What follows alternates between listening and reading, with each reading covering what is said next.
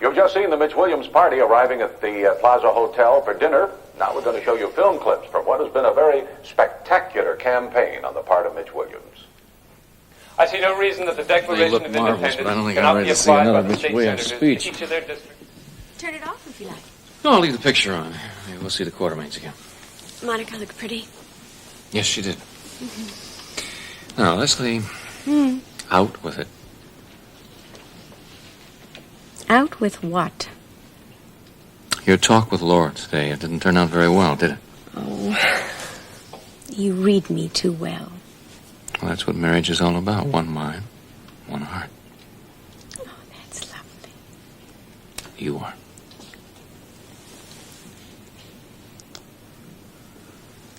Now, what happened? Oh, dear. Well, she's in deep emotional trouble, and I don't know what we can do to help her. It's like watching someone you love drowning, and you can't reach them. We have to try. I don't think we can. She had her first session with the rape center counselor. It was a disaster. How come? I don't know. The woman asked Laura if it was possible that she had known the man before. Was that an odd question? No, not at all. In rape cases, if the woman has possibly known the man, there can be a whole lot of guilt, feeling that maybe the rape itself was encouraged in some way, even subconsciously. That makes sense to me. Well, Laura got so upset that she stormed out of the office and told Scotty she was never going back there again. Maybe we should let Scotty and Laura work it out on their own. I don't know how to do that. Scotty keeps coming to me and asking me for help. And Laura tells me when he comes near her, even just to hold her, that she turns away from him physically. Well, that is not good at all.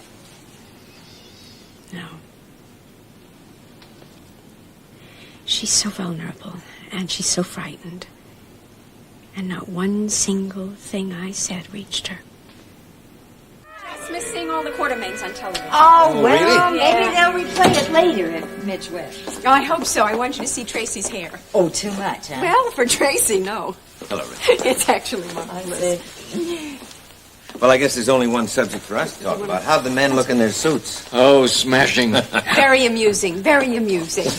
Say, have you heard the Mitch Williams campaign style? No, I haven't really. Well, I'll turn the sound up. Yeah. See for yourself. It's probably one of his old stock speeches. Yeah. Well, maybe you didn't make the vote.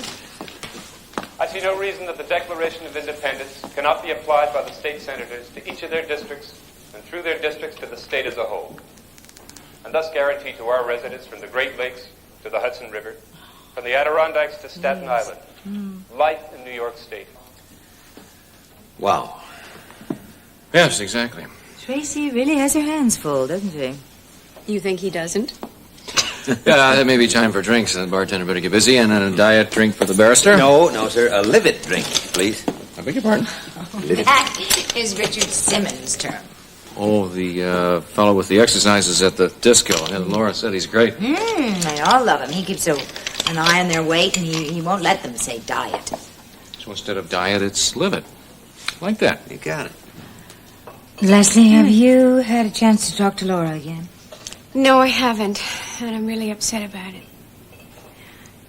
Would you like to come in the kitchen and help me make your very favorite seafood dip? I would love to do that. I have always wanted that recipe from you. Now's a good chance to get it. One livid drink? Thank you, sir. Any word on the deposition? Nothing. Well, that's good, I guess. Well, we figure whoever took Monica's deposition is hoping it'll go unnoticed because the Krikorian case is a dead issue, you see. So what happens next? You wait for the thief to make his move. You have any idea when that's going to be?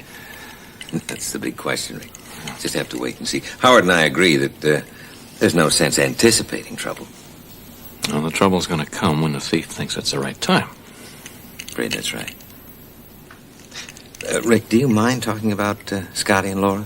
Well, that's what we're here for, and if we can't talk about it, things are in pretty bad shape. Well, now, Gail tells me that things are in bad shape with Laura. I would say so. Laura stormed out of a conversation with Leslie today.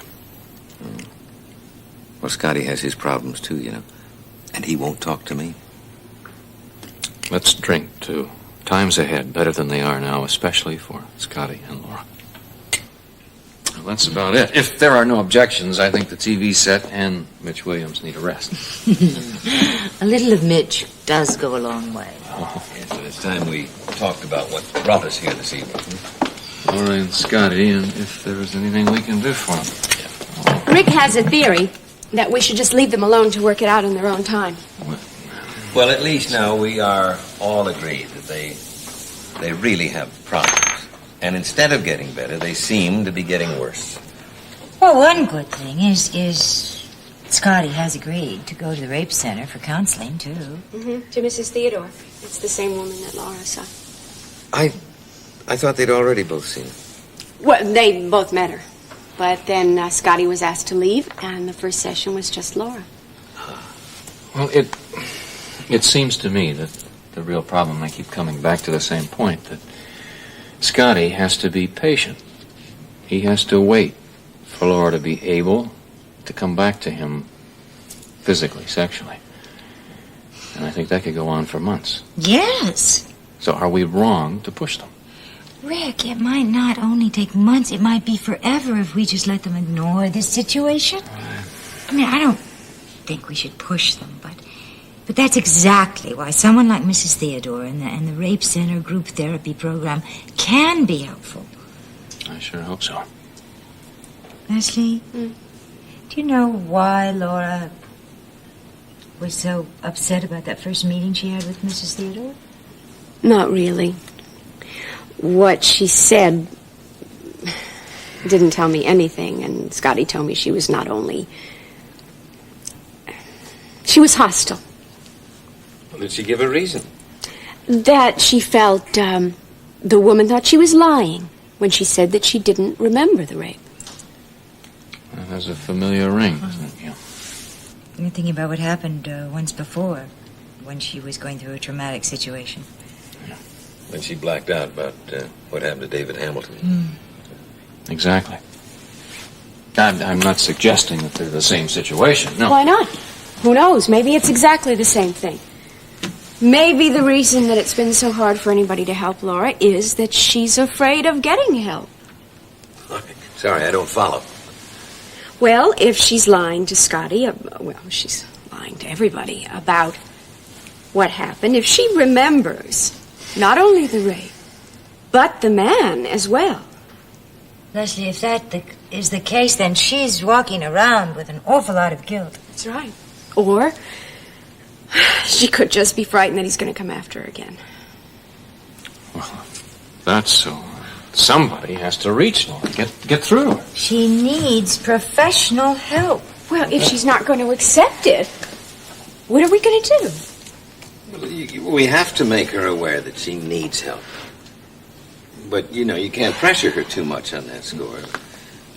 I mean, if you do, might fix it so she'll never open up for anybody. Lord knows I am an authority on that subject. So, we're back to ground zero. I think the key is Scotty. She loves him. She wants to be married to him. Well, she'll never be able to be a wife to him if she's just living in fear every day that something terrible is going to happen to her.